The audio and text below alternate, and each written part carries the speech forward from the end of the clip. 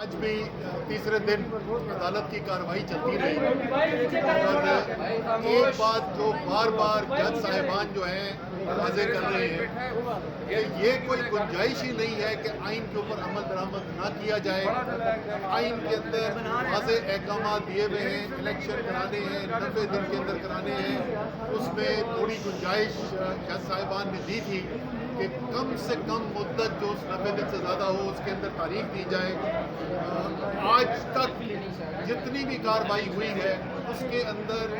حکومت یا election commission کوئی بھی ایسی دلیل دینے میں ناکام رہے ہیں جس سے کوئی سمجھ آ سکے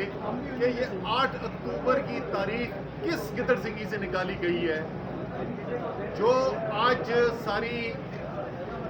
کیا کہنا چاہیے کہ عذر پیش کیے گئے، وہ تمام عذر جو ہیں وہ صرف یہ دکھاتے ہیں کہ جو وفاقی حکومت ہے اور جو نگراں حکومت بنائی گئی ہے وہ بھی انہی کی ایکسٹینشن ہی ہے. وہ کوئی آئین کے مطابق آزاد انڈیپینڈنٹ نگراں حکومتیں تو ہے نہیں، وہ بھی اسی وفاقی حکومت کا پی ڈی ایم کا حصہ ہی ہے. وہ مکمل طور پر اپنا کام کرنے میں ناکام ہوئے ہیں، ملک کے عوام کے لیے مشکلات پیدا کی ہیں. انہی کے وکیل کھڑے ہو کے اعداد و شمار سے یہ بتا رہے ہیں کہ کس طریقے سے خزانہ لوٹ لیا گیا اور خالی ہو گیا، کس طریقے سے امن عامہ خراب کر دیا گیا. اور منطق یہ پیش کی جا رہی ہے کہ وہ لوگ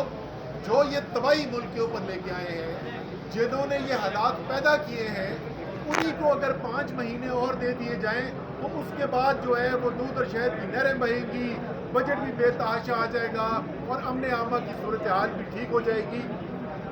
بالکل واضح ہے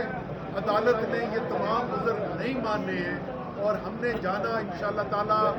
رمضان کے بعد جلد الیکشن کی طرف ہی ہے. لیکن اس کے ساتھ ساتھ جو چیف جسٹس صاحب خاص طور پہ بار بار جس بات پر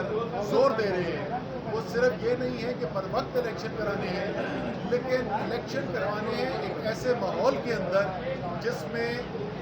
ایک صاف شفاف آزادانہ الیکشن ہو سکے. اور وہ ماحول یقیناً کسی کو پاکستان میں اس وقت نظر نہیں آ رہا ہے.